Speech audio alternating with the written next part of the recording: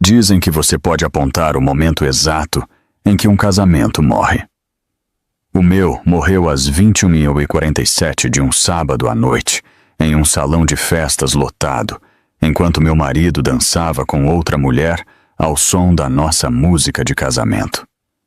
Eu estava sozinha perto de um pilar de mármore na gala da Fundação do Ceará, com a mão apoiada na minha barriga de 7 meses, observando Ricardo Mendes e Lorena Castilho se moverem como se fossem um só na pista de dança.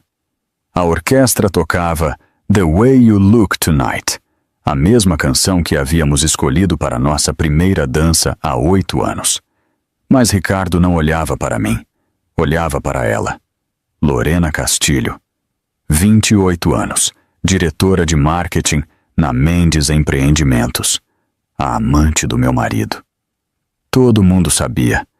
Eu podia ver nos olhares de pena dos outros convidados, em como as conversas cessavam quando eu me aproximava, na forma cuidadosa como as pessoas evitavam mencionar o nome de Ricardo na minha frente. A esposa grávida é sempre a última a saber, só que eu sabia há meses. Eu havia documentado tudo, planejado tudo, e naquela noite estava executando a fase final da minha fuga. Meu reflexo nos janelões do salão mostrava uma mulher que eu mal reconhecia. Um vestido de gestante azul marinho, conservador, caro, fácil de esquecer. Escolha de Ricardo, não minha. 8 anos atrás, eu usava vermelho, cores ousadas, peças que chamavam a atenção. Eu era a Isabelle Rossini, designer de interiores premiada, dona de um estúdio de sucesso, filha de uma professora de arte que acreditava que os lares deviam ser cheios de luz, vida e cor.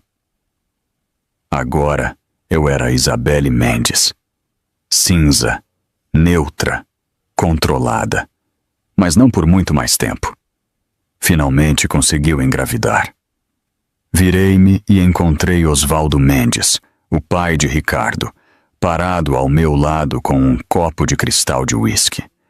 68 anos, de uma família rica e tradicional de São Paulo, um homem que via as pessoas como ativos em um balanço patrimonial.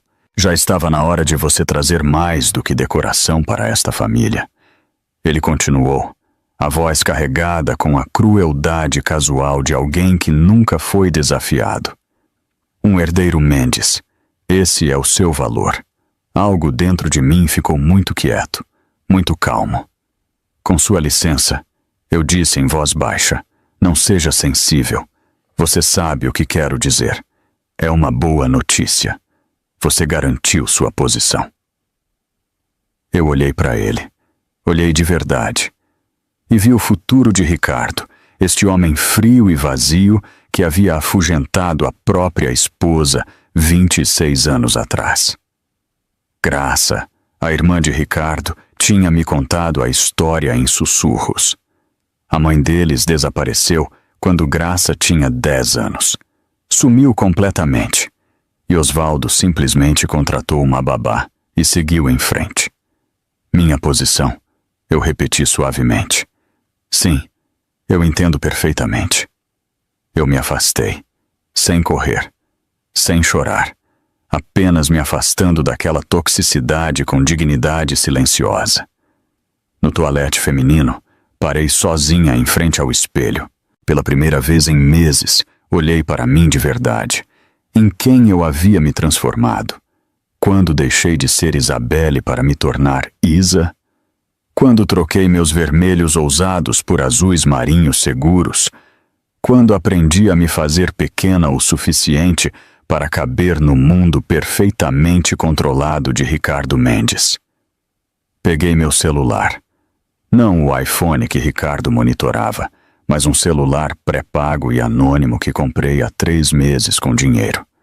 Abri a pasta de fotos oculta, meus prêmios de design. A noite de inauguração do meu estúdio, usando aquele vestido vermelho, confiante e viva. Minha mãe, que morreu há 5 anos, sorrindo na minha formatura, e uma foto que me deu um nó na garganta. Ricardo e eu no dia do nosso casamento. Eu parecia genuinamente feliz naquela época. Ele também. Procurei uma foto recente que Ricardo havia postado no Instagram. Ele e Lorena em um jantar de negócios, a mão dela em seu braço. Ambos radiantes.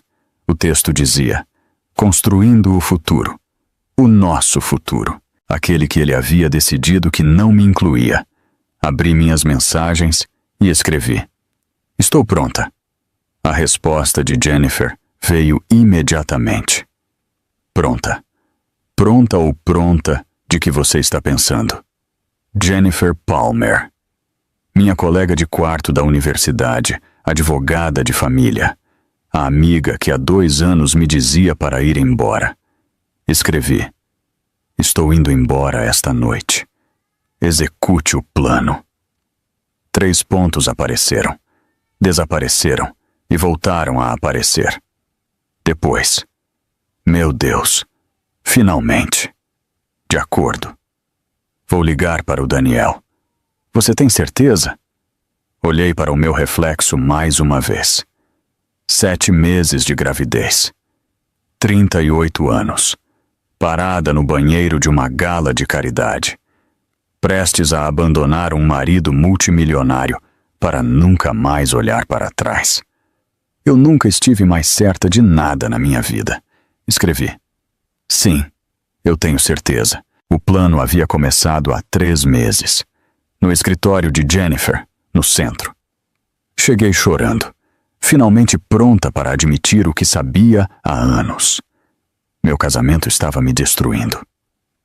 Isa, você tem que sair, Jennifer havia me dito. Ela me entregou lenços de papel sobre a mesa. Ele está te traindo. Abusa de você financeiramente. Ele está te isolando de todos que te amam. Eu não posso. Estou grávida. Este bebê é um milagre. Tentamos por tanto tempo. Talvez o bebê conserte as coisas. Jennifer agarrou minhas mãos. Bebês não consertam homens quebrados. Apenas dão a eles mais pessoas para quebrar. Preciso tentar. Mas se não funcionar, se eu precisar ir embora, você me ajuda? Claro, mas temos que fazer isso direito. Desaparecer direito. Com o seu nível de riqueza e o nível de controle dele, você não pode simplesmente sair andando. Ele usará todos os recursos para te trazer de volta. E ela me ajudou. Por 3 meses, nos preparamos. Jennifer me colocou em contato com Daniel, meu irmão mais novo, o caminhoneiro que Ricardo sempre desprezou por considerá-lo insignificante. Nos encontramos em segredo em cafeterias da cidade, planejando minha fuga como se fosse uma operação militar. Tratamos isso como um caso de violência doméstica, Jennifer explicou. Porque é o que é: abuso financeiro, abuso emocional, controle coercitivo. Tudo é crime. O que você precisa de mim? Daniel havia perguntado. Você pode levar a Isa para um lugar seguro quando chegar a hora? Um lugar onde Ricardo nunca pensaria em procurar? Daniel sorriu. Para o sítio da mamãe, no Mato Grosso. Ele nem sabe que existe. O pequeno sítio na beira do rio que ela havia herdado de seus pais. O que ela manteve com o sobrenome de solteira. O que eu disse a Ricardo que havia sido vendido anos atrás. Ricardo pensava que minha mãe era de Curitiba. Ele nunca pediu detalhes. Nunca se importou com a minha vida antes dele. Naquela noite e nas semanas seguintes, documentei tudo. Cada documento financeiro. Cada mensagem de texto entre Ricardo e Lorena. Cada recibo de hotel cobrado nas contas da empresa. Às 2 da manhã, enquanto Ricardo dormia, fotografei documentos em seu escritório em casa. Registros de desvio de fundos, assinaturas falsificadas de investidores, contas secretas no exterior. Então, encontrei seu diário pessoal. Uma entrada me congelou. O ultimato de papai é claro. Produzir um herdeiro homem antes dos 42 ou perder o fideicomisso. A fertilização in vitro funcionou, mas é uma menina. Inútil. Lorena é mais jovem. Melhor material genético. Quando Isabelle der à luz, vou afastá-la. Fico com o bebê. Perco a esposa. Lorena pode me dar filhos homens. Fotografei cada página com as mãos trêmulas. Agora, no espelho do banheiro, toquei minha barriga. Você não é inútil, eu sussurrei para minha filha. Você é a razão pela qual, finalmente, sou corajosa o suficiente para ir embora. Voltei ao salão de festas. Ricardo ria agora com os investidores, com Lorena ao seu lado, fazendo o papel que eu havia desempenhado por 8 anos, o fazendo parecer humano, o fazendo parecer alguém em quem valia a pena confiar 200 milhões de dólares. Graça me interceptou perto do guarda-roupa. A irmã de Ricardo, 36 anos. O único membro da família dele que havia me mostrado gentileza alguma vez. Sinto muito, ela disse em voz baixa. Por tudo, pelo jeito que te tratam, pelo que ele está fazendo. Você sabia? Todo mundo sabe. Tenho vergonha de não ter dito nada antes. Se precisar de ajuda, toquei suavemente o braço dela. Obrigada, Graça. Isso significa mais do que você imagina. Onde você vai? Eu sorri. Para casa. Peguei meu chale no guarda-roupa. Indo tão cedo, Sra. Mendes? O atendente perguntou com simpatia. Sim, estou muito cansada. Quer que chame seu motorista? Não, obrigada. Eu tenho outros planos. Lá fora, um sedã de aluguel discreto esperava na calçada. Daniel estava ao volante, o motor ligado. Deslizei para o banco do carona. Você está bem? Ele perguntou. Dirija. Enquanto nos afastávamos, olhei para trás uma vez, para a reluzente entrada do hotel. Lá dentro, Ricardo estava construindo seu futuro com outra pessoa, usando o meu trabalho, minha visão e meu bom gosto para fechar seus negócios. Ele pensava que era o império. Ele estava errado. Olhei para a frente e nunca mais olhei para trás. 90 minutos depois que eu saí da gala, Ricardo Mendes entrou em nossa cobertura no bairro do Morumbi, esperando encontrar sua esposa grávida dormindo. Em vez disso, ele encontrou apenas silêncio. Isa? Ele chamou, afrouxando a gravata borboleta. Você está dormindo? O apartamento respondeu com silêncio absoluto. Ele percorreu os cômodos, o quarto principal, o quarto de hóspedes e o quarto do bebê que estávamos preparando.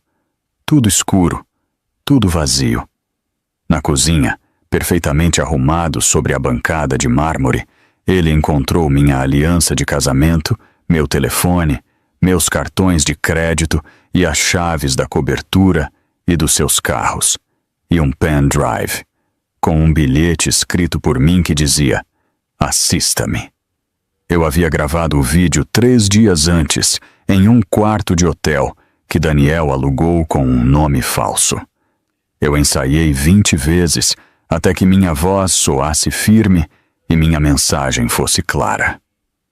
Ricardo conectou o pendrive ao laptop com as mãos trêmulas.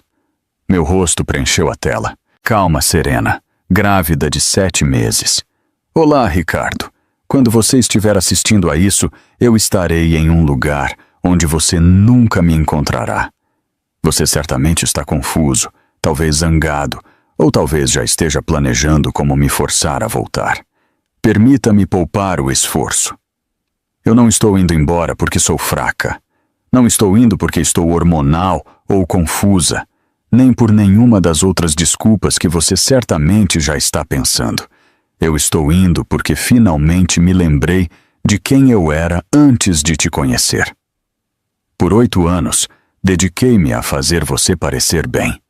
Eu gerenciei seus relacionamentos com investidores. Eles não confiavam nos seus números, Ricardo. Eles confiavam no meu bom gosto. Eu projetei os espaços que garantiram seus negócios. Eu fui o calor que convencia as pessoas frias a assinar cheques. Você pensou que tinha construído um império, mas eu era a fundação. e agora essa fundação se foi. O pendrive contém cópias da sua fraude financeira, o desvio de fundos do fideicomisso de sua família, as assinaturas falsificadas em documentos de investidores, seu caso extraconjugal, documentado nos relatórios de despesas da empresa, e seu diário. Aquele em que você chama nossa filha de estorvo e meu corpo de gado reprodutor. E agora é o que vai acontecer. Você vai me deixar em paz. Você não vai me procurar. Você não vai pedir a custódia. Você não vai contatar minha família ou meus amigos. Em troca, esses arquivos não virão à tona, e você manterá sua empresa, sua reputação e sua liberdade. Mas se você tentar algo contra mim, se eu souber que você contratou um investigador, levantou um boletim de desaparecimento ou tentou acessar minhas contas, todos os noticiários, as autoridades e cada um dos investidores para quem você mentiu receberão esses arquivos. Você me ensinou tudo o que sei sobre como usar a pressão a meu favor, Ricardo. Acontece que eu sou muito melhor nisso. Adeus. A tela ficou preta. Segundo Daniel, que estava estacionado do outro lado da rua vigiando, Ricardo ficou imóvel por 17 minutos. Depois, pegou o telefone e começou a fazer ligações. Meu número, fora de serviço. O número de Daniel, direto para a caixa postal. Então, ele ligou para Jennifer. Ricardo, ela respondeu com uma voz fria e profissional. Eu represento Isabelle Mendes em sua separação. Qualquer comunicação deve ser feita através de mim. Mas o que diabos está acontecendo? Onde ela está? Minha cliente está segura, e isso é tudo o que você precisa saber. Ela está grávida de 7 meses. Ela trará esse bebê ao mundo longe de você. Eu o aconselho a assistir ao vídeo que ela lhe deixou e pensar bem no que você vai fazer. Boa noite, Ricardo. Ela desligou o telefone. Ricardo ligou para seu próprio advogado às 11h30 da noite.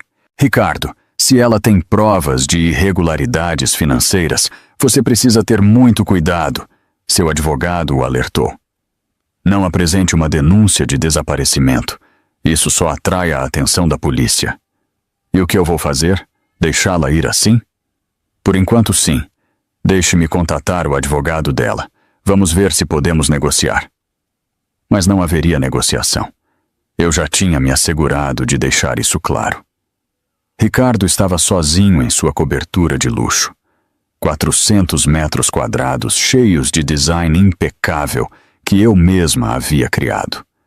Cada espaço exibindo meu talento. E pela primeira vez na vida, ele se sentia totalmente impotente. Dirigimos a noite toda. Daniel ao volante, eu no banco do carona, vendo São Paulo ficar para trás no espelho retrovisor. Paramos apenas uma vez, em uma área de descanso, onde joguei meu telefone antigo em uma lixeira e ativei o novo que Jennifer havia preparado. Como você se sente? Daniel perguntou ao voltarmos para a estrada. Livre. Toquei minha barriga. Assustada, mas, sobretudo, livre. Ele vai perder a cabeça. Eu sei. Esse é o objetivo. Seguimos para o oeste, cruzando estados. Daniel insistia em parar a cada 2 horas para que eu pudesse esticar as pernas e usar o banheiro. Comemos em lanchonetes de beira de estrada, onde ninguém me conhecia, e dormimos em motéis baratos, pagos com o dinheiro vivo de Daniel. Por 3 dias, vivemos fora do radar, sem que ninguém pudesse nos encontrar.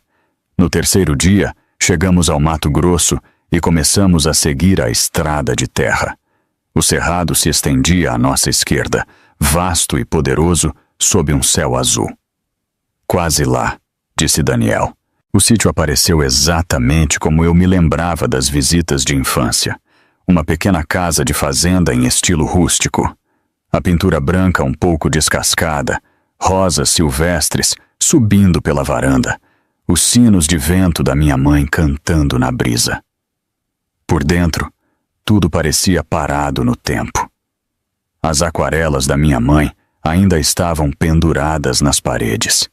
Girassóis, paisagens do cerrado, manchas abstratas de cor. O ateliê dela, uma garagem convertida, estava cheio de telas pela metade e potes com pincéis secos. Eu tenho pago as contas, disse Daniel. Eu vim aqui várias vezes para manter a manutenção. Pensei que um dia pudéssemos precisar. Eu parei no meio da sala, o sol entrando pelas janelas e o som da natureza invadindo pela porta aberta. Após 8 anos nos espaços controlados e perfeitos de Ricardo, esta casa pequena e imperfeita parecia um retorno ao lar. Obrigada, sussurrei. Daniel me abraçou com cuidado, respeitando minha barriga. Agora você está segura, Isa. Isso é tudo o que importa. Naquela primeira noite, dormi no antigo quarto da minha mãe, aninhada em colchas que ainda cheiravam aos sachês de lavanda dela.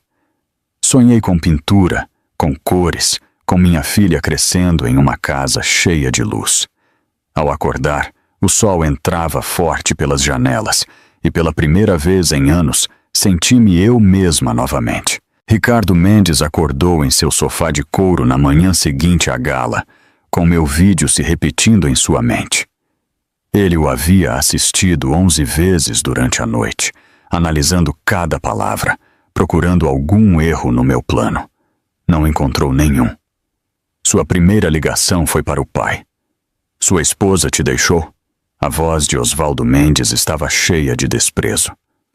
Pelo amor de Deus, Ricardo, controle sua casa.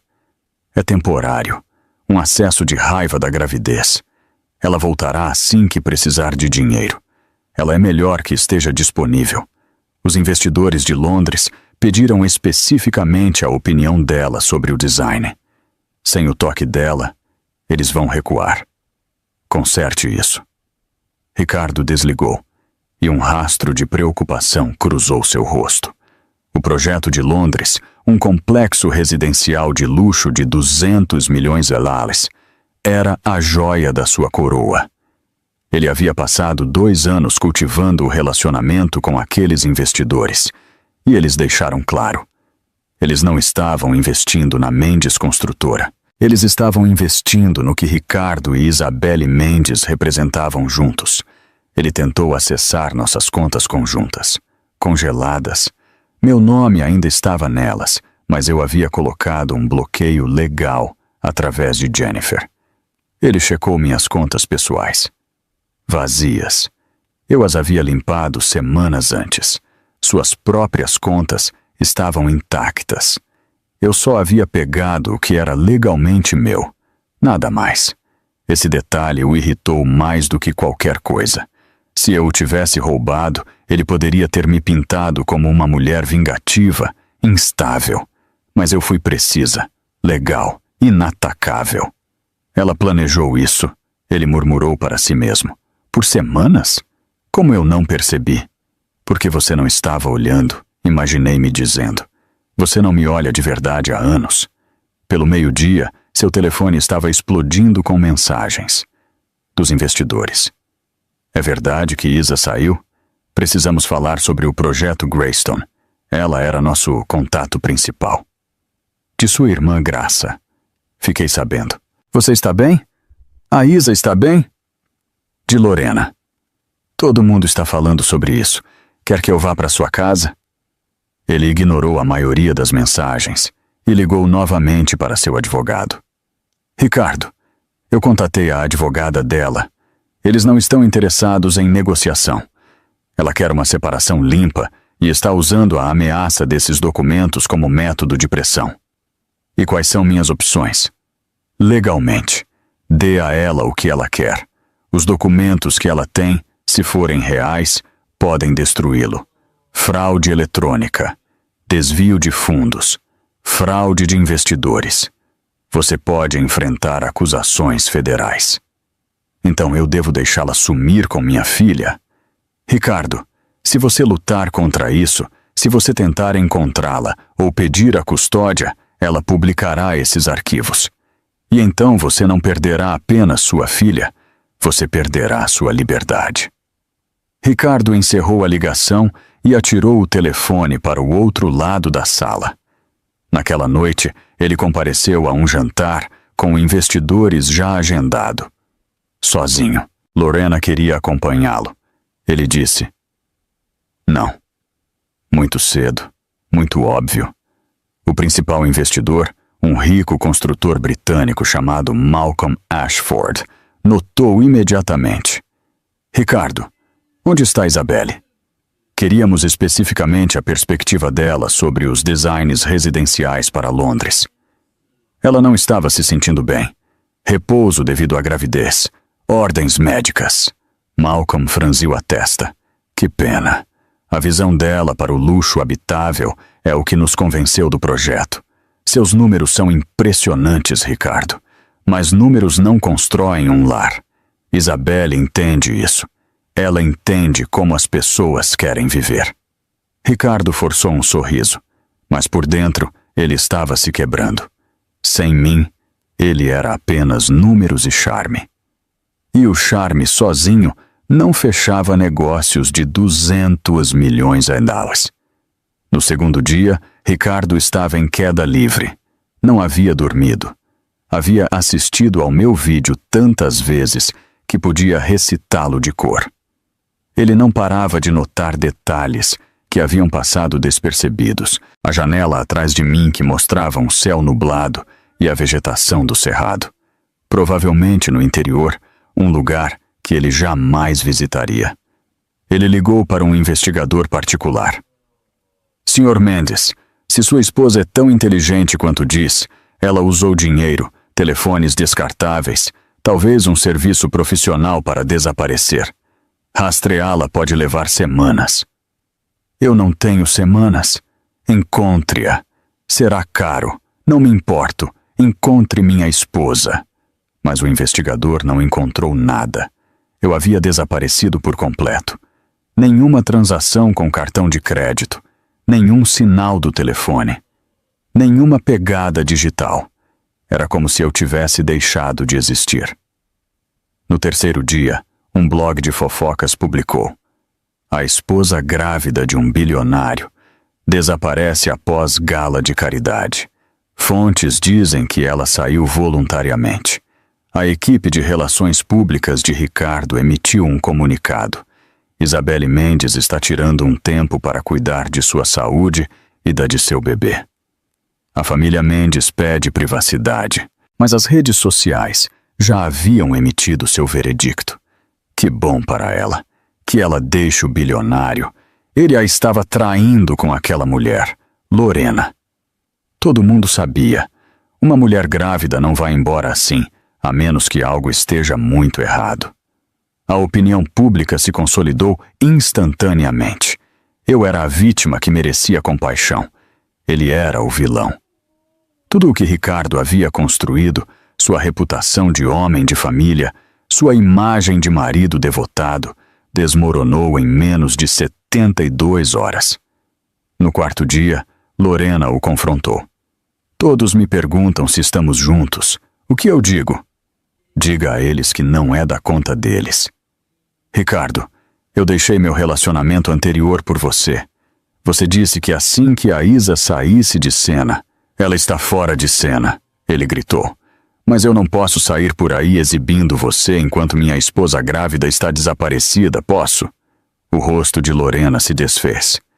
"Então, o que eu sou? Ainda um segredo?" "Até a tempestade passar, sim. E quando a tempestade vai passar? Eu não sei." Ela saiu chorando. Ricardo não a seguiu. Ele ficou sozinho em seu escritório, cercado por fotografias dele e de mim em eventos de caridade, galas e jantares com investidores. Em cada foto, eu sorria, desempenhando meu papel perfeitamente, o fazendo parecer humano, o fazendo parecer alguém em quem se podia confiar. Ele havia dado tudo por garantido. Ele havia presumido que eu estaria sempre lá, sempre atuando, sempre o fazendo brilhar. Agora, ele era apenas um homem sozinho em um escritório.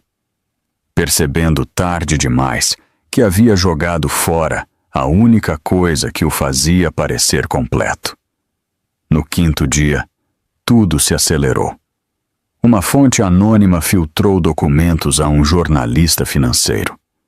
Provas do desvio de fundos de Ricardo do fideicomisso familiar dos Mendes.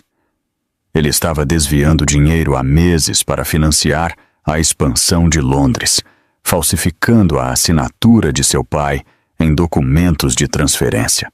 O artigo foi publicado naquela mesma tarde. Mendes Empreendimentos, sob investigação. Alega-se que o fundador desviou milhões do fideicomisso familiar. Oswaldo Mendes ligou, furioso. Você roubou a família? Para financiar seu capricho em Londres? É um empréstimo. Eu ia devolver. Com o quê?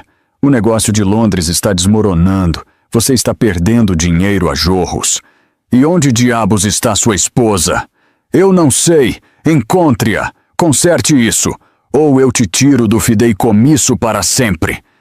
Mas Ricardo não podia consertar. Tudo estava desmoronando mais rápido do que ele podia controlar. O Conselho de Administração da Mendes Empreendimentos exigiu uma reunião de emergência. Os investidores começaram a ligar, expressando suas preocupações. A Comissão de Valores Mobiliários iniciou uma investigação preliminar sobre suas práticas comerciais. E durante todo esse tempo, eu continuava invisível. Silenciosa. Desaparecida. No sexto dia, o investigador de Ricardo finalmente encontrou algo. Senhor Mendes, encontrei algo. O irmão de Isabelle, Daniel, dirigiu um carro de aluguel para fora de São Paulo na noite da gala. Ele seguiu para o oeste. E para onde ele foi? Parece que para o Mato Grosso, mas o rastro se perde lá. Sem uso de cartões de crédito, sem sinais do telefone, sem registros de hotel. Se ela estiver lá, está completamente desconectada. Mato Grosso? Ricardo franziu a testa. Ela não conhece ninguém no Mato Grosso. Tem certeza disso? Ricardo percebeu com horror que não sabia nada sobre a minha vida antes dele. Nada sobre minha mãe, minha infância, onde eu cresci ou quem eram meus amigos. Ele nunca havia perguntado. Nunca se importou. Eu fui sua esposa por 8 anos e ele nem sequer sabia em que estado eu havia nascido. No 7º dia, a delegada Sara Oliveira entrou no escritório de Ricardo sem ser anunciada. Uma mulher na faixa dos 40 e poucos anos, com um olhar perspicaz e a autoridade de quem já viu de tudo. Ela se sentou em frente a Ricardo sem esperar ser convidada. Senhor Mendes, sou a delegada Sara Oliveira da Polícia Civil. Estou aqui por causa de sua esposa, Isabelle. O sangue de Ricardo gelou. Eu não apresentei nenhuma denúncia de desaparecimento. Minha esposa saiu por vontade própria. É um assunto privado. Eu sei. Na verdade, é por isso que estou aqui. Recebemos uma denúncia anônima de que a senhora Mendes pode ter saído devido a maus tratos domésticos. Isso é um absurdo. Eu jamais a toquei. A expressão de Sara não mudou. Eu não falei de maus tratos físicos, Sr. Mendes. O controle coercitivo, o abuso financeiro, a manipulação emocional também são crimes. Pelo que vimos, ao suficiente para abrir uma investigação. Quem a enviou? Foi a Isa? Ela está tentando me destruir. Sua esposa não nos contatou, mas outras pessoas o fizeram. Amigos, familiares, pessoas preocupadas com a segurança dela. Então, estou aqui para perguntar. Onde ela está? Eu não sei. Você quer encontrá-la? Ricardo fez uma pausa. Claro que quero. Ela é minha esposa e está esperando um filho meu. Sara inclinou-se para a frente. Então eu sugiro que a deixe em paz. Porque se você usar seus recursos para caçá-la, se você solicitar a custódia, se você tentar controlá-la à distância, eu estarei observando. E cada irregularidade financeira, cada documento falsificado, cada negócio sujo que você fez, eu encontrarei. Você está me ameaçando? Eu estou lhe dando uma escolha. Deixe-a ir ou perca tudo. Ela se levantou. Deixou seu cartão na mesa e saiu. Ricardo ficou olhando para o cartão por um longo tempo, depois o amassou. E depois voltou a desamassá-lo. Pela primeira vez na vida, Ricardo Mendes entendeu o que era se sentir impotente. Enquanto o mundo de Ricardo desmoronava em São Paulo, eu estava reconstruindo o meu no Mato Grosso. A primeira semana foi para descansar, para respirar, para lembrar como era existir sem monitorar o humor de outra pessoa, sem antecipar as necessidades dela, fazendo-me pequena para evitar a raiva dela. Passei horas no ateliê da minha mãe, cercada por suas pinturas inacabadas. Uma tela me chamou a atenção. Uns girassóis pintados pela metade, esperando que alguém os completasse. Peguei um pincel, mergulhei-o na tinta amarela e hesitei. Há 8 anos eu não tinha medo de cor. Eu era ousada, confiante. Em algum momento, Ricardo me convenceu de que meu gosto era muito chamativo, muito audacioso, excessivo. Ele preferia o cinza, neutro, controlado. Eu também havia me tornado cinza. Apoiei o pincel na tela e terminei os girassóis da minha mãe. Brilhantes, ousados, sem pedir desculpas. O bebê chutou. Você gosta disso? Eu disse para minha barriga. A mamãe está lembrando como voltar a ter cor. Daniel ficou na primeira semana para garantir que eu estivesse instalada e que não me faltasse nada. Depois voltou às suas rotas de caminhão, reportando-se diariamente com mensagens criptografadas. Jennifer ligava frequentemente por videochamada segura. O advogado de Ricardo entrou em contato com ela. Eles querem negociar? Eu disse em uma ligação. O que eles oferecem? Eles aceitarão a separação se você devolver certos documentos e assinar um acordo de confidencialidade? Não. Kate, eles estão oferecendo 5 milhões de reais. Eu não quero o dinheiro dele. Eu quero que ele me deixe em paz. Então, vamos nos manter firmes. Os arquivos são sua vantagem. Enquanto ele não souber o que você fará com eles, ele não pode se arriscar a tomar uma ação agressiva. Bom, deixe-o suar um pouco. Mas eu não era tão cruel a ponto de desfrutar do sofrimento de Ricardo. Eu só queria liberdade, segurança e a chance de criar minha filha longe da toxicidade da família Mendes. 10 dias após a gala, meu telefone tocou. Número desconhecido. Quase não atendi. Isa, por favor, não desligue. Era Graça, a irmã de Ricardo. Como você conseguiu este número? Jennifer me deu. Ela respondeu por mim. Isa, eu preciso te dizer algo sobre Ricardo, sobre minha família. Sentei-me com uma mão na barriga. Estou ouvindo. Meu pai fez com minha mãe o mesmo que Ricardo está fazendo com você. A voz de Graça tremia. Ele a usou para ter herdeiros e depois a descartou. Ela desapareceu quando eu tinha 10 anos. Eu não a vejo há 26 anos. Isa, eu vivi com essa culpa a vida toda. A de não tê-la protegido. Eu não vou cometer esse erro de novo. Eu tenho documentos. Provas do controle financeiro do meu pai sobre Ricardo. Provas de que Ricardo está desviando fundos do fideicomisso familiar para financiar a expansão de Londres. Eu tenho reunido provas por anos, esperando o momento certo. É este. Por que você está fazendo isso? Porque você é a primeira pessoa que foi gentil comigo naquela família. E porque eu não quero que sua filha cresça sem uma mãe, como aconteceu comigo. Use o que eu te dou. Acabe com tudo. Conversamos por 1 hora. Graça me enviou arquivos criptografados, anos de documentação, transferências bancárias, assinaturas falsificadas, provas de que a disfunção da família Mendes vinha de décadas atrás. Obrigada, eu disse finalmente, por escolher a verdade acima da lealdade. Obrigada por me ensinar o que significa ser corajosa. Depois de desligar, Enviei tudo para Jennifer com uma simples mensagem. Quando for a hora certa, filtre isso para a imprensa. Os dias começaram a ter uma rotina tranquila. Eu acordava com o sol, passeava na varanda e pintava no ateliê da minha mãe. Li livros sobre parto e sobre ser mãe. Preparei o segundo quarto para o bebê. Pintei as paredes de um amarelo suave e pendurei as aquarelas da minha mãe sobre o berço. Uma tarde, parei em frente ao espelho do banheiro. A mesma técnica do espelho que me ajudou a ver tudo com clareza na noite da gala. Grávida de 7 meses, 38 anos, sem maquiagem, o cabelo preso em um coque desgrenhado. Eu usava um macacão manchado de tinta. Eu parecia feliz.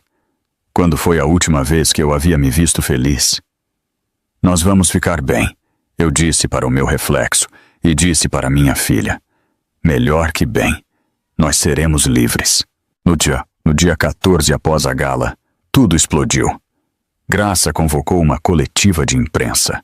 Eu a assisti ao vivo pela televisão, com Daniel sentado ao meu lado no sofá.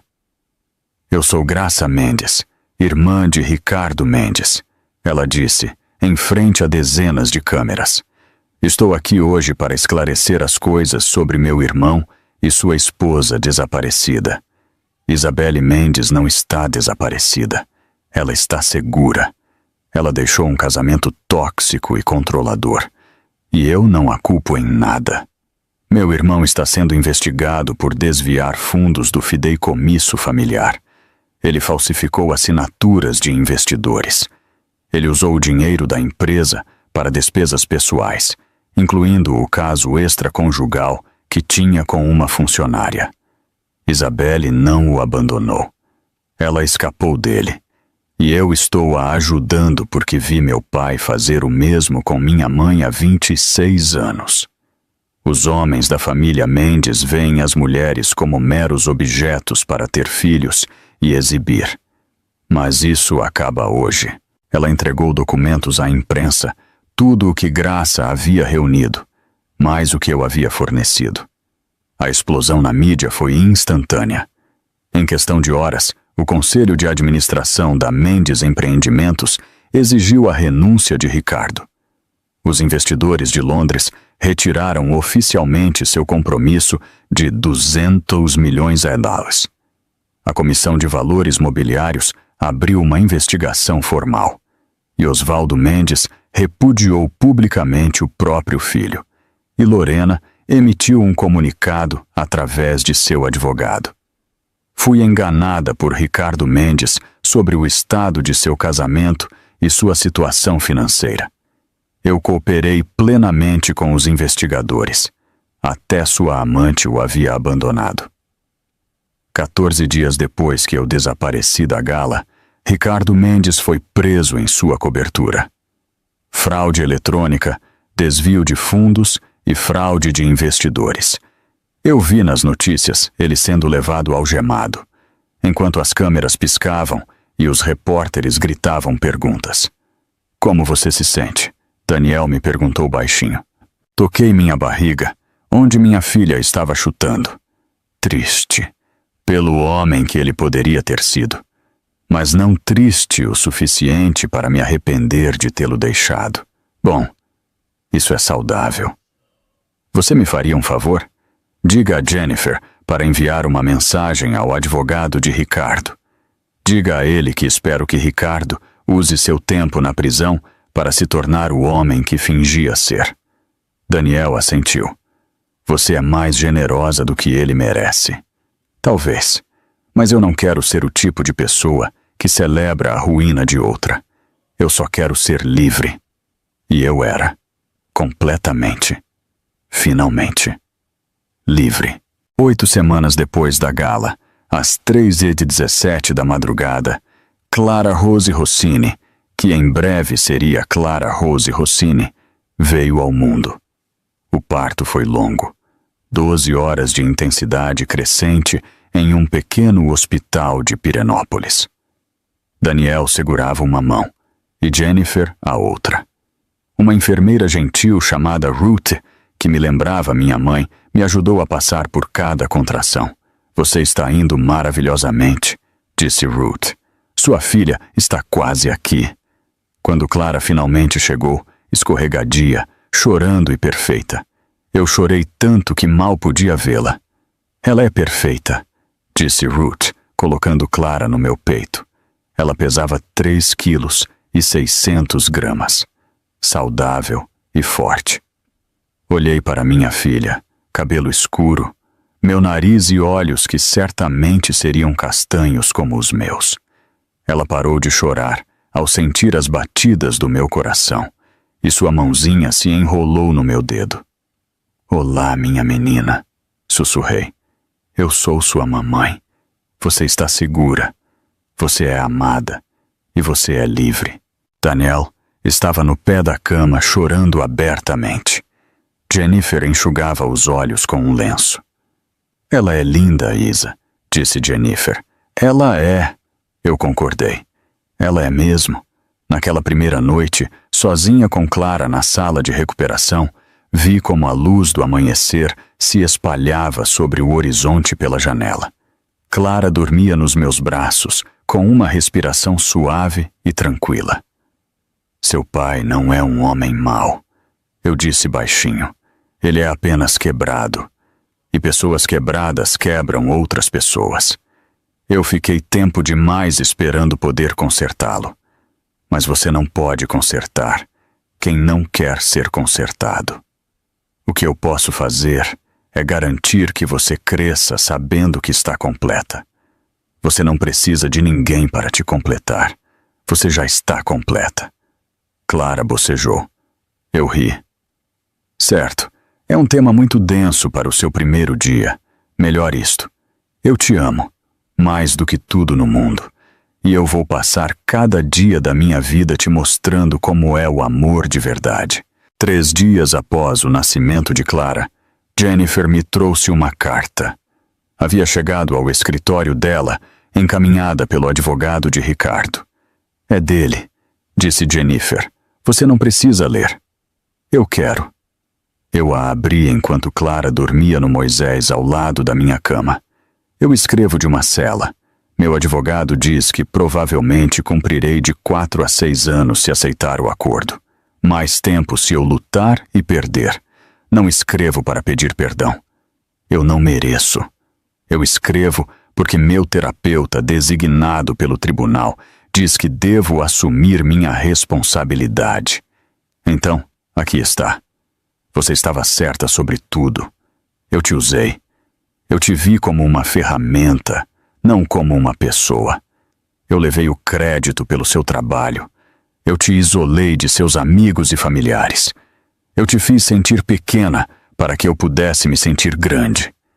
E a pior parte é que eu dizia a mim mesmo que te amava.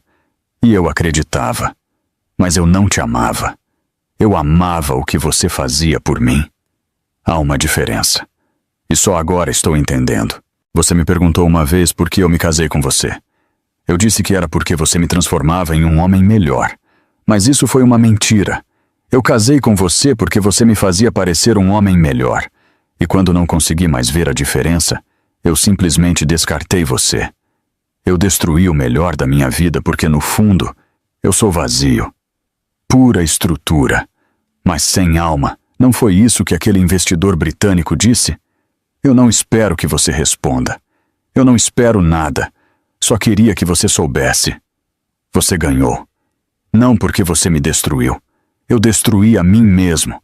Você simplesmente se recusou a afundar comigo. Espero que nossa filha nunca saiba o idiota que seu pai foi. Ricardo. Eu li 2 vezes, depois a dobrei e guardei em uma gaveta. Como você se sente? Perguntou Jennifer. Triste. Por ele. Pelo homem que ele poderia ter sido. Mas não triste o suficiente para me arrepender de tê-lo deixado. Que bom. Isso é muito saudável. Olhei para Clara, que dormia tranquilamente. Eu disse, mande uma mensagem para o advogado dele. Diga a Ricardo que espero que ele use seu tempo na prisão para se tornar o homem que aparentava ser. E diga a ele que quando Clara tiver idade para perguntar sobre ele, eu direi a verdade. Ele não era um vilão. Ele simplesmente estava vazio por dentro. E isso é muito mais triste do que qualquer monstro. Os primeiros 6 meses de vida de Clara voaram, entre noites sem dormir e uma alegria serena. Eu já havia esquecido como era tomar minhas próprias decisões. Viver sem que ninguém analisasse cada um dos meus movimentos. Simplesmente ser eu. Daniel nos visitava a cada poucas semanas entre suas rotas de caminhão, trazendo suprimentos e piadas ruins de pai. Jennifer vinha de avião uma vez por mês, combinando viagens de trabalho com visitas à sua sobrinha favorita. Graça nos enviava pacotes, livros infantis preciosos, cobertores macios e uma nota manuscrita que dizia apenas: "Obrigada por se salvar." Eu não soube mais de Ricardo. Segundo Jennifer, ele havia aceitado um acordo. 4 anos por fraude e desvio, com possibilidade de liberdade condicional em 2 anos. Não senti nada quando ela me contou. Nem satisfação, nem vingança. Apenas uma tranquila sensação de ter fechado um capítulo. Ele não está pedindo direitos de visita, acrescentou Jennifer. O advogado dele diz que ele quer que Clara cresça sem a influência dele. Ele está sendo altruísta pela primeira vez. Que bom, eu disse. Clara merece algo melhor do que um pai que só a via como uma continuação de sua linhagem. Sabe, disse Jennifer com cuidado, você tem todo o direito do mundo de estar zangada com ele.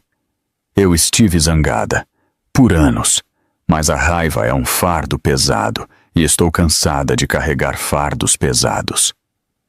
Quando Clara completou 3 meses, voltei a trabalhar. O ateliê da garagem da minha mãe se tornou meu escritório.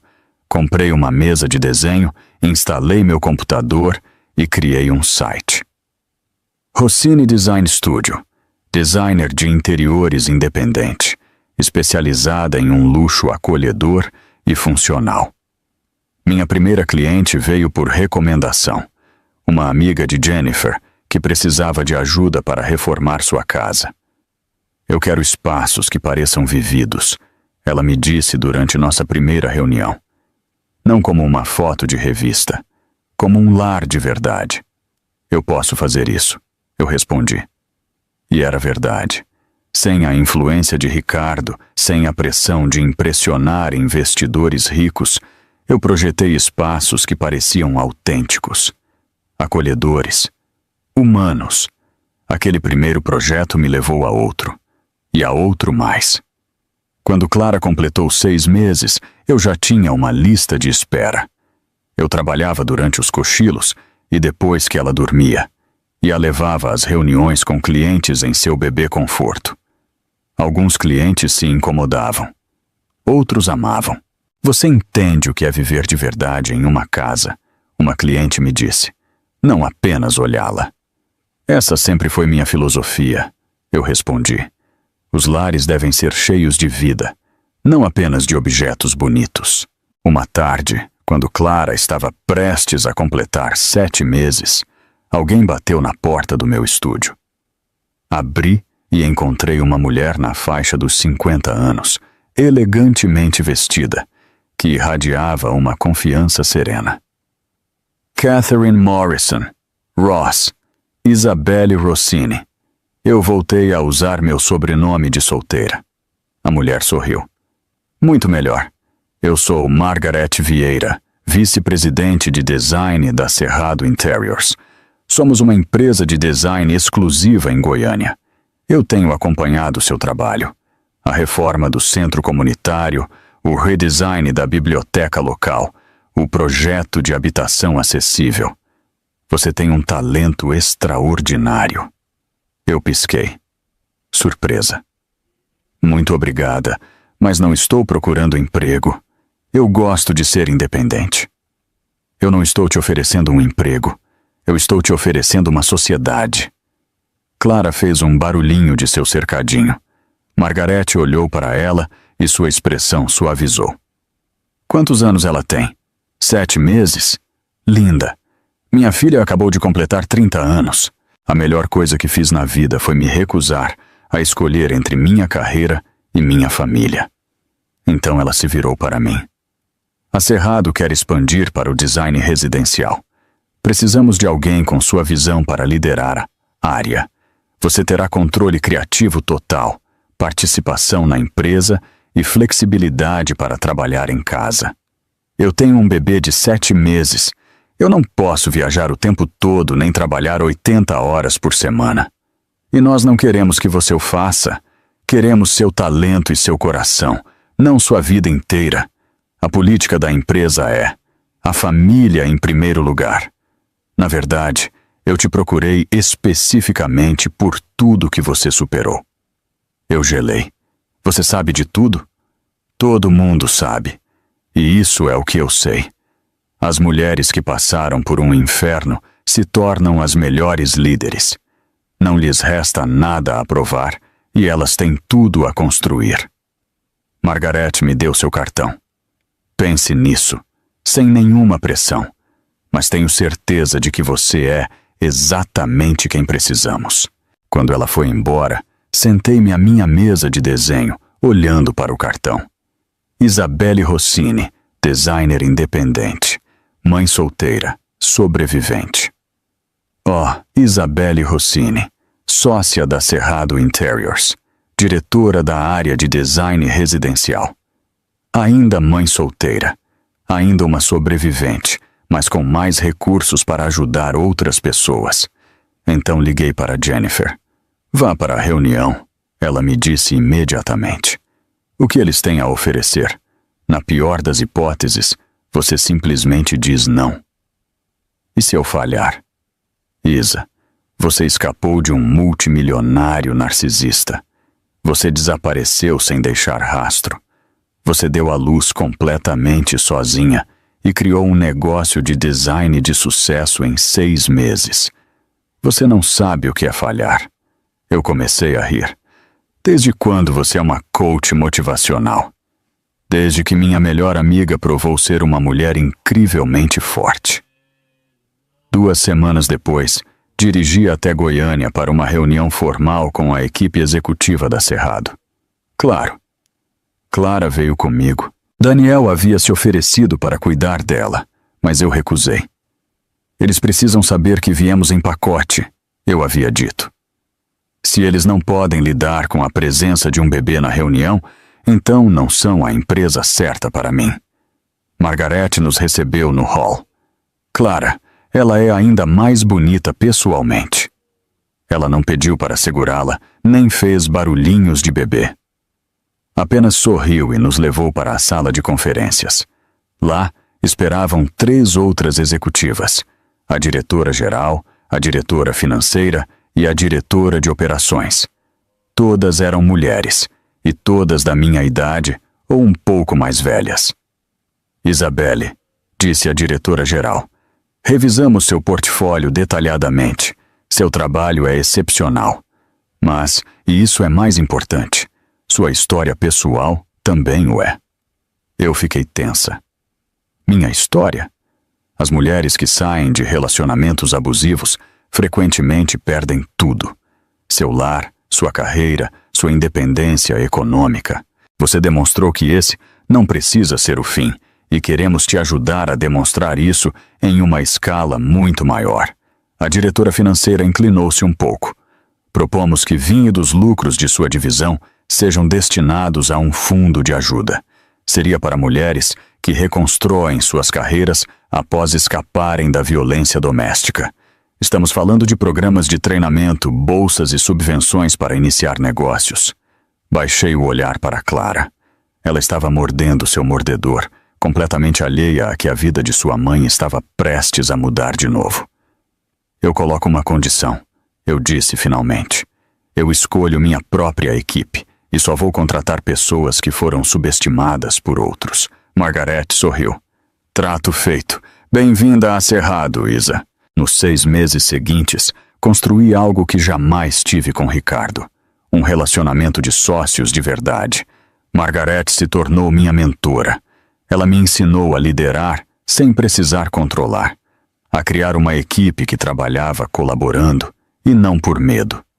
Eu fui contratando pessoas pouco a pouco, com muito cuidado, procurando talento que as empresas tradicionais haviam ignorado. A primeira pessoa que contratei foi Sarah, uma designer de 52 anos. Ela havia deixado o setor 15 anos antes para criar seus filhos. Seu portfólio parecia um pouco antiquado, mas seu talento era brilhante.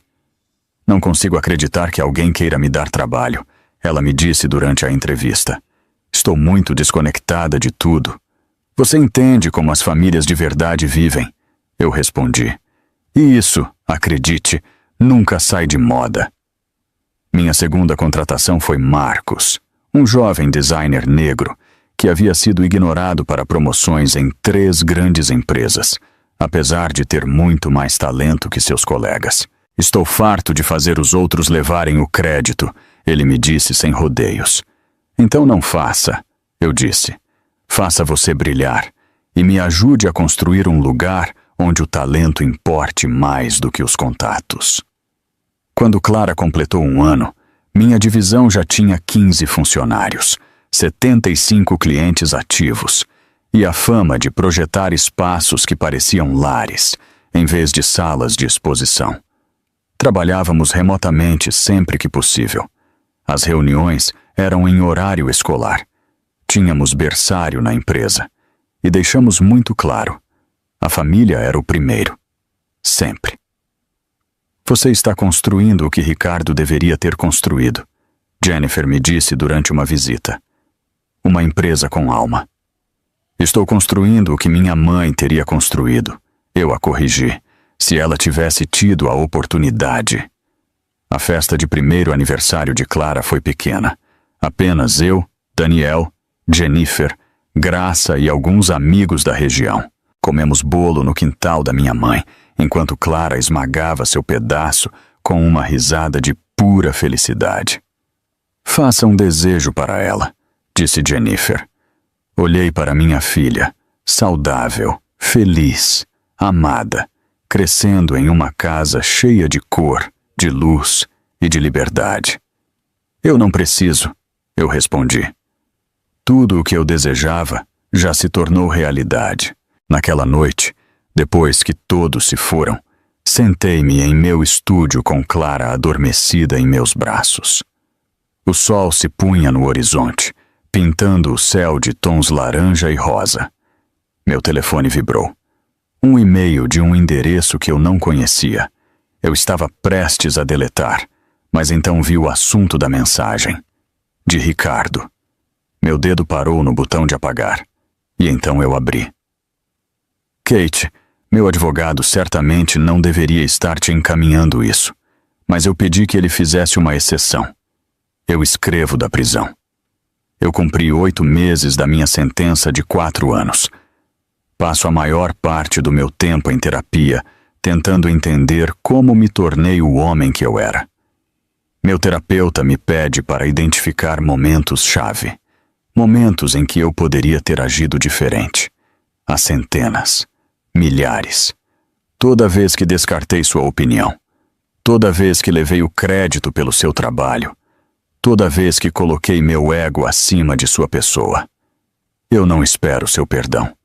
Eu não mereço ter contato com você nem com Clara. Eu escrevo porque meu terapeuta diz que eu devo reconhecer o que perdi. Não apenas o que eu fiz de errado. Eu perdi a única pessoa que alguma vez me viu de verdade e, apesar de tudo, me quis. Eu perdi a oportunidade de ser pai. Eu perdi a possibilidade de ser melhor do que meu pai. Melhor do que esses homens vazios que minha família parece produzir. Acima de tudo, eu perdi você. E estou começando a compreender que você era a única coisa autêntica que eu cheguei a ter. Eu sei que o aniversário de Clara foi ontem. Espero que ela seja feliz. Espero que ela nunca saiba meu nome. Espero que ela cresça para ser exatamente como você. Forte, gentil e corajosa o suficiente para se afastar de qualquer coisa que a faça ser menos. Eu não vou escrever novamente. Isto não é para buscar perdão. Trata-se de finalmente, após 42 anos, dizer a verdade completa. Eu te amei. Não da forma que eu dizia. Não da forma que você merecia. Mas da única maneira que eu era capaz naquele momento. E agora, nesta cela, aprendendo a ser um homem melhor, eu entendo o que o amor realmente é. Não é posse, não é controle, não é usar outra pessoa para preencher seu próprio vazio, é deixá-la ser livre. Então, é isso que eu faço agora, oficialmente, por completo. Eu te liberto. Seja feliz, Isa. Ensine a nossa filha a ser feliz. E talvez um dia, quando ela for grande o suficiente para entender, diga a ela que seu pai tentou ser um homem melhor, que embora tenha falhado em todo o resto, pelo menos tentou acertar nisso. Ricardo. Eu li 3 vezes. Chorei um pouquinho. Depois fechei o computador. Seu papai está tentando. Eu sussurrei para Clara enquanto ela dormia. É mais do que eu esperava. Mas você nunca terá que se perguntar se é suficiente. Porque você é. Você sempre foi. 18 meses depois que saí da gala, minha vida havia encontrado algo que eu nunca esperei. A paz. Clara já andava, balbuciava frases pela metade e era obcecada por apontar pássaros. Minha divisão de design prosperava. Eu havia me mudado da casinha da minha mãe para uma casa maior com vista para o horizonte, comprada com meu próprio dinheiro e em meu nome. Eu havia começado a sair casualmente, nada sério, apenas para lembrar o que era ser vista como Isabelle, e não como a esposa de Ricardo Mendes ou a mãe de Clara. Simplesmente eu. A vida era boa, tranquila, minha. Então, Graça ligou. Isa, é urgente. Você pode falar? Coloquei Clara em seu cercadinho com brinquedos. O que houve? É sobre meu pai. Osvaldo Mendes sofreu um derrame há 3 dias. Os médicos dizem que ele não se recuperará. Ele está morrendo. Sinto muito, Graça. Sei que é uma situação complicada. Não te ligo por isso. Ele está perguntando por você. O quê? Ele está perguntando por você há 2 dias. Ele não para de dizer seu nome. As enfermeiras pensavam que ele estava confuso, mas eu percebi. Ele quer falar com você antes de morrer. Graça, eu deixei aquela família. Não pretendo voltar. Eu sei. Mas, Isa, eu acho que ele quer pedir desculpas. E eu sei que você não deve nada a ele. Mas eu também te conheço. E sei que você se arrependerá se não ouvir pelo menos o que ele tem a dizer. Fechei os olhos. Osvaldo Mendes. O homem que me chamou de decorativa. Quem disse que meu único valor era dar-lhe um herdeiro. Quem tratou sua própria esposa tão mal que ela desapareceu por 26 anos. Onde ele está? No Hospital Sírio-Libanês, na UTI. Eu me assegurarei de que você possa visitá-lo sem encontrar o resto da família. Me dê 2 dias para conseguir quem cuide da menina. 3 dias depois, eu estava parada em frente ao quarto do hospital de Osvaldo Mendes, o coração disparado. Graça esperava no corredor. Obrigada por ter vindo. Não tenho certeza do porquê estou aqui. Porque você é uma pessoa melhor do que qualquer um de nós merecia. Empurrei a porta e entrei. Osvaldo jazia na cama do hospital, menor do que eu me lembrava.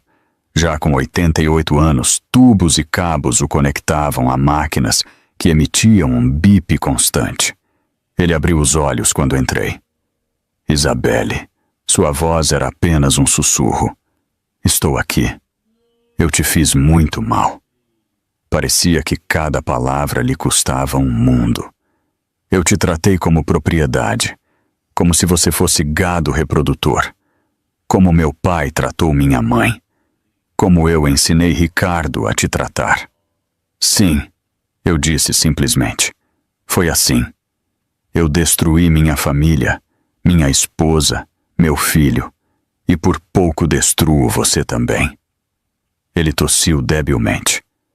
Eu passei a vida inteira construindo um império, mas os impérios que se baseiam na crueldade não perduram. Apenas deixam ruínas em seu rastro. Por que você queria me ver? Para te pedir perdão e para te dizer que você fez bem em ir embora. Sua filha é sortuda por ter uma mãe com a coragem de escapar. Seus olhos estavam lacrimejando. Minha esposa também se foi. Eu passei 26 anos me convencendo de que ela era uma fraca. Mas não era verdade. Ela era forte, igual a você. Fiquei parada, observando aquele homem idoso enfrentar a própria morte e todos os seus erros. Você sabe onde ela está? Sua esposa? Não. Eu mesmo queimei essa ponte. Há coisas que não têm mais remédio. É verdade. Algumas não, mas de outras se pode aprender. Você falará de mim para Clara. Eu direi a verdade, que seu avô foi um homem complicado que machucou muitas pessoas, incluindo seu pai, mas que no final ele tentou se responsabilizar. E isso é melhor do que nada. É menos do que deveria, mas obrigado. Virei-me para sair. Isabelle! Eu olhei para ele novamente. Você foi a melhor coisa que aconteceu com nossa família. Estávamos muito cegos para ver. Eu sei, eu disse em voz baixa, mas eu vejo agora, e isso me basta. Eu saí. Graça estava me esperando. Como você se sente? Cansada, mas mais leve. Oswaldo Mendes morreu 3 dias depois. Eu não fui ao funeral, mas enviei flores com um cartão que dizia: no final, você tentou. E isso é o que importa. Quando Clara tinha 2 anos e meio, fizemos nossa primeira viagem de volta a São Paulo. Não para ver a família de Ricardo, nem para reviver o passado, mas porque eu havia sido convidada para dar uma palestra em uma conferência de design sobre como criar espaços para sobreviventes de traumas. Você não precisa fazer isso, Jennifer me disse quando nos viu no aeroporto. Eu quero fazer, não por mim, mas por todas as pessoas que continuam presas em situações como a que eu vivi. A conferência era no Hotel Copacabana Palace, o mesmo hotel de onde eu havia desaparecido durante a gala 3 anos antes. Eu estava parada no lobby, com a mão de Clara na minha, olhando para a entrada do salão de festas. A última vez que estive aqui, eu estava grávida de 7 meses, presa em um vestido azul marinho, vendo meu marido dançar com a amante. Agora eu usava um vestido vermelho, um vermelho brilhante, ousado e sem complexos. Clara estava de amarelo. Éramos uma explosão de cor em um mar de tons neutros. Que bonito, disse Clara apontando para o lustre. Muito bonito. Vamos, querida, a mamãe tem que trabalhar. Minha apresentação estava agendada para as 2 da tarde. A sala estava lotada. 200 designers, arquitetos e sobreviventes. Coloquei-me atrás do púlpito, enquanto Clara coloria em silêncio na primeira fila, ao lado de Jennifer. Meu nome é Isabelle Rossini. Comecei. 3 anos atrás, eu era Isabelle Mendes, a esposa de um multimilionário. Eu vivia em uma cobertura de luxo, frequentava galas e era absolutamente miserável. Passei 8 anos em um casamento onde eu era valorizada pelo que produzia, não por quem eu era. Eu fazia meu marido parecer bem. Eu projetava espaços que fechavam seus negócios. Eu cumpria o papel de esposa devota, enquanto ele, sistematicamente, apagava tudo o que me fazia ser eu mesma. E então, uma noite, em uma gala neste mesmo hotel, eu o vi dançar com a amante dele, ao som da nossa música de casamento, e algo dentro de mim simplesmente clicou. Eu não fiz uma cena, eu não o confrontei. Eu simplesmente fui embora. Em silêncio, por completo, e esse silêncio salvou minha vida. Eu falei sobre o planejamento, a documentação, o desaparecimento estratégico. Eu contei que dei à luz sozinha no sítio, que reconstruí minha carreira a partir da garagem da minha mãe, que aprendi a me sentir completa de novo. Ir embora não é uma fraqueza, eu disse. Ir embora é a coisa mais corajosa que você pode fazer. E se você está em uma situação da qual precisa sair, seja financeira, emocional ou fisicamente, por favor, eu quero que você saiba. Você não está sozinha. Você não está presa. Você é forte o suficiente para ir embora. E do outro lado dessa porta, há uma vida onde você pode voltar a ser você mesma. Cheia de cor, barulhenta, sem pedir desculpas. Livre. A sala explodiu em aplausos. Naquela noite, Jennifer e eu nos sentamos na minha antiga cafeteria favorita, aquela que eu costumava visitar sozinha antes que Ricardo decidisse meu horário por mim. Sabe o que é engraçado? Eu disse, enquanto via Clara brincar com seu coelhinho de pelúcia. Passei 8 anos pensando que precisava do dinheiro de Ricardo, do status dele e do sobrenome dele para ser alguém. Mas eu já era alguém o tempo todo. Eu simplesmente não conseguia ver. Ele também não conseguia ver. Ele perdeu isso. Você acha que ele é diferente agora, depois da prisão? Jennifer pensou por um momento. Isso importa? Não. Para mim, não importa. Mas pelo bem de Clara, espero que ele tenha aprendido algo. Você deixaria ele conhecê-la em algum momento? Observei Clara rir com seu brinquedo. Se ele demonstrar que mudou de verdade. Não por mim, mas ela merece a oportunidade de conhecer o pai, se ele se tornar alguém que valha a pena. Você é mais compassiva do que eu seria. Não é que eu o perdoe, é que eu não carrego mais o ódio. Pesa demais.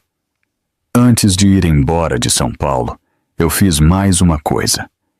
Dirigi até o prédio da antiga cobertura de Ricardo. Não para entrar, apenas para parar do outro lado da rua e olhar para cima. 400 metros quadrados de perfeição. Cada cômodo projetado por mim. Cada detalhe escolhido para fazer Ricardo parecer sofisticado, culto e humano. Eu havia colocado todo o meu coração naquele espaço e o deixei para trás sem pensar 2 vezes. É aí que nós morávamos antes, eu disse para Clara, apontando para cima. Grande, ela observou. Muito grande. Mas não era um lar, apenas um prédio cheio de coisas caras. Nossa casa é melhor? Eu ri.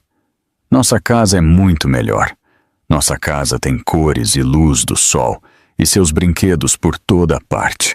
Nossa casa é bagunçada, parece vivida e é de verdade. Eu gosto que seja de verdade. Eu também. Minha vida. Eu também. 5 anos depois da gala, eu estava em meu estúdio. Não mais a garagem reformada da minha mãe, mas um escritório completo no centro de Pirenópolis, com 6 designers em tempo integral trabalhando para mim. Clara, que já tinha 5 anos, desenhava em uma mesinha no canto, trabalhando no que ela chamava de seus designs. Meu telefone tocou. Era Jennifer. Você está sentada? Eu deveria estar? Eles vão soltar o Ricardo. Ele cumpriu 4 anos de pena e vai sair 2 anos antes por bom comportamento. Não senti nada, nem medo, nem ansiedade, apenas uma ligeira curiosidade. De acordo. Ele solicitou uma visita supervisionada com Clara. Pelos canais oficiais, o advogado dele enviou uma solicitação formal. Olhei para minha filha, que cantarolava para si mesma enquanto coloria, feliz, saudável, totalmente inconsciente de que seu pai existia. O que você pensa? Perguntou Jennifer. Eu penso que preciso falar com um psicólogo infantil. E penso que se ele realmente quer estar na vida dela, ele tem que demonstrar isso com constância, não apenas com uma visita. Você está mesmo considerando isso? Ele é o pai dela. Se ele realmente mudou, ela merece conhecê-lo. Mas, Sob minhas condições, com supervisão, de forma gradual, e no segundo em que ele mostrar sinais de manipulação, acabou. Quando você se tornou tão sábia? Quando parei de permitir que o medo tomasse as decisões por mim. 3 meses depois, Ricardo Mendes estava sentado em frente a mim em um consultório de terapia familiar, com uma terapeuta entre nós. Ele parecia diferente. Mais velho, mais magro. Seu terno caro havia desaparecido, substituído por jeans simples e um suéter.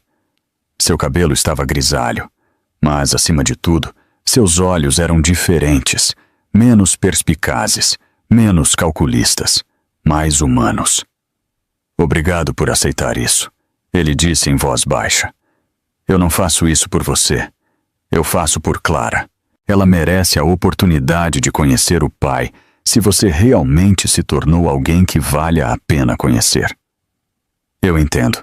A terapeuta, a doutora Margaret Hale, inclinou-se para a frente. Ricardo, você esteve em terapia intensiva por 4 anos. Você pode dizer a Isabelle o que aprendeu. Ricardo respirou fundo. Eu aprendi que construí toda a minha identidade sobre ser melhor do que os outros, mais rico, mais bem-sucedido, mais poderoso. E quando você está constantemente competindo, todo mundo se torna uma ferramenta, incluindo as pessoas que você deveria amar. Eu tratei a Isa como uma funcionária particularmente valiosa, mas uma funcionária, afinal. Alguém cujo trabalho era me fazer parecer bem. Eu nunca a vi como uma pessoa completa com seus próprios sonhos, seu próprio talento, sua própria vida à parte da minha. Ele olhou para mim. Eu vi sua palestra TEDx sobre projetar espaços para sobreviventes de traumas, sobre construir uma empresa que prioriza a cura sobre o lucro. Você está fazendo tudo o que eu deveria ter feito. Construir com alma em vez de apenas com estrutura. Eu aprendi com seus erros, eu disse. Então, obrigada por isso. Eu acho. Ele sorriu com tristeza. Eu mereci. Pode me dizer por que quer conhecer Clara? Porque ela é minha filha e porque eu quero demonstrar a ela que as pessoas podem mudar. Que cometer erros não significa que eles te definem para sempre. Que mesmo as pessoas quebradas podem se esforçar para curar. Um discurso muito bonito. É a verdade.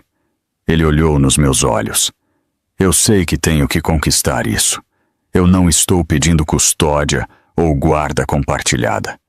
Apenas a chance de estar na vida dela, com supervisão, no seu horário, pelo tempo que você permitir. A doutora Hale olhou para mim. Isabelle, o que você acha de começar com visitas supervisionadas? 1 vez por mês para começar, com a opção de aumentar se as coisas correrem bem. Pensei em Clara, suas perguntas. Onde está meu papai? Ela havia me perguntado no mês passado. Eu havia lhe dito a verdade.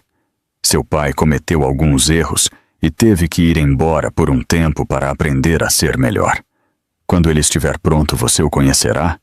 E se eu não gostar dele? Então você não precisa vê-lo. Você sempre pode escolher, meu amor. Agora, ao olhar para Ricardo, eu vi algo que nunca havia visto antes. Humildade genuína.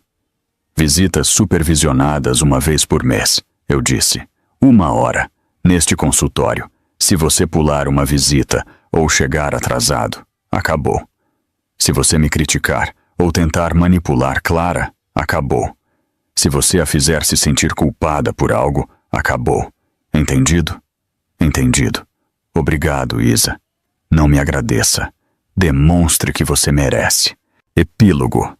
O legado do silêncio. A primeira visita ocorreu 2 semanas depois. Clara estava nervosa, abraçando seu coelhinho de pelúcia. Eu a segurei pela mão enquanto entrávamos no consultório onde Ricardo esperava. Ele se ajoelhou para ficar na altura dela. Ele não tentou tocá-la. Apenas sorriu com ternura. Olá, Clara. Eu sou Ricardo, seu pai. Clara olhou para mim. Eu assenti para encorajá-la. Olá, ela disse baixinho. Eu te trouxe algo. Ele mostrou um livro infantil. Sua mãe disse à doutora Hale que você gosta de histórias de pássaros.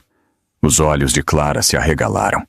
Ela pegou o livro, olhou para a capa. Corujas? Eu pensei que você gostaria de corujas. Elas são pássaros muito sábios. Eu também sou sábia, mamãe disse. Os olhos de Ricardo se encheram de lágrimas. Com certeza, sim. Você se parece muito com a sua mamãe. Ela é a pessoa mais sábia que eu conheço. Eles leram o livro juntos durante toda a hora. Clara foi ganhando confiança aos poucos, mostrando seus desenhos, contando sobre seu amigo do jardim de infância, explicando com muita seriedade por que o amarelo era a melhor cor. Ricardo a escutava. Ele a escutava de verdade. Ele fazia perguntas. Ria com suas histórias. Quando a hora terminou, Clara abraçou seu coelhinho, mas acenou para Ricardo. Eu posso voltar no mês que vem? Ele perguntou a ela. Clara olhou para mim. Eu assenti. Está bem, ela disse, mas traga mais livros de pássaros. Trato feito. As visitas continuaram. No começo, uma vez por mês, depois 2, e depois a cada semana. Ricardo nunca me pressionou para obter mais do que eu oferecia. Nunca questionou minhas regras. Jamais tentou manipular a situação. Clara foi se sentindo confortável com ele. Ela começou a chamá-lo de Papai Ricardo para distingui-lo do pai de seus livros favoritos. Eles pintavam juntos, liam juntos. Construíam estruturas muito elaboradas com blocos. Ele está realmente tentando, Jennifer comentou depois de 6 meses de visitas. Eu nunca pensei que diria isso, mas acho que ele está se tornando uma pessoa decente. Ele me machucou demais para eu confiar nele completamente, eu disse. Mas Clara o quer, e ele está lá por ela. Com isso é suficiente. Quando Clara completou 7 anos, ela fez a pergunta que eu tanto temia. Mamãe, por que você e o papai Ricardo não moravam juntos quando eu nasci? Estávamos pintando em meu estúdio. Clara já tinha seu próprio cavalete e criava obras abstratas que, na verdade, eram muito boas. Larguei o pincel e me ajoelhei ao lado dela. Porque o papai Ricardo era ruim comigo. Não de bater, mas ele dizia coisas dolorosas e me fazia sentir pequena. Então eu fui embora, para nos colocar em segurança. Ele ainda é ruim? Não. Ele aprendeu a ser bom, mas levou muito tempo. E por que ele era ruim antes? Porque ele estava ferido por dentro, e às vezes as pessoas que estão feridas ferem outras pessoas. Mas a boa notícia é que elas também podem curar. Seu pai curou, e agora ele é bom. Clara pensou muito seriamente. Eu fico feliz que você tenha ido embora. Nossa casa é melhor. Eu também. Mas eu também fico feliz que o papai Ricardo tenha aprendido a ser bom. Porque agora eu tenho 2 casas. Eu ri. Essa é uma forma muito sábia de ver. As corujas são sábias, ela disse muito séria. E a mamãe é sábia. E eu sou sábia como vocês 2. Claro que você é. 8 anos depois da gala, minha empresa apareceu na revista Architectural Digest. O artigo se intitulava Isabelle Rossini, construindo um império através da empatia. Mostrava fotos dos meus projetos, lares para sobreviventes de trauma, centros comunitários projetados para curar e habitação acessível que priorizava a dignidade sobre o dinheiro. E uma foto minha no estúdio com Clara, as 2 cobertas de tinta. Rindo, o artigo me citava. Passei anos fazendo os impérios dos outros parecerem bons. Agora estou construindo o meu, não com dinheiro nem com poder, mas com propósito, com humanidade, entendendo que cada espaço que criamos ajuda as pessoas a curar ou a se esconder. Eu escolho curar. Ricardo me enviou uma mensagem através de seu advogado. Estou orgulhoso de você. orgulhoso do que você construiu e orgulhoso de que Clara tenha você como mãe. Eu não respondi, mas agradeci a ele em silêncio. 10 anos depois da gala, eu estava sentada na minha varanda vendo Clara e Ricardo soltarem uma pipa na praia. Clara já tinha 12 anos. Ela era brilhante, criativa e gentil. Ela passava os fins de semana com Ricardo, já sem supervisão, depois de anos demonstrando que era de confiança. Eles tinham um bom relacionamento. Não era perfeito, mas era saudável. Jennifer estava sentada ao meu lado, ambas tomando um café sob o sol da manhã. Você conseguiu, ela disse. Conseguir o quê? Tudo. Você escapou. Sobreviveu. Construiu uma vida. Você até conseguiu criar sua filha com um narcisista reformado. Você é incrível. Eu ri. Eu não sou incrível. Eu sou apenas teimosa. Eu me recusei a que Ricardo Mendes definisse minha história. É isso que te torna incrível. Lá embaixo na praia, Clara gritou de emoção, enquanto o papagaio voava mais alto. Ricardo sorriu, com um sorriso genuíno, o de um homem que havia aprendido o que realmente importava. Sabe qual é a melhor parte? Eu disse. Qual? Que ele não me destruiu. Ele tentou. Por 8 anos ele tentou me fazer pequena, controlável. Dele. Mas eu sempre fui eu mesma. Apenas me esqueci por um tempo. E quando eu lembrei, quando eu saí daquela gala sem dizer uma palavra, eu recuperei cada parte de mim que ele havia tentado apagar. Pelos adeus silenciosos, disse Jennifer, levantando sua xícara de café. Pelos adeus silenciosos, eu concordei. E pelas vidas que construímos depois. Ficamos sentadas em um silêncio confortável, observando o papagaio dançar na brisa do mar.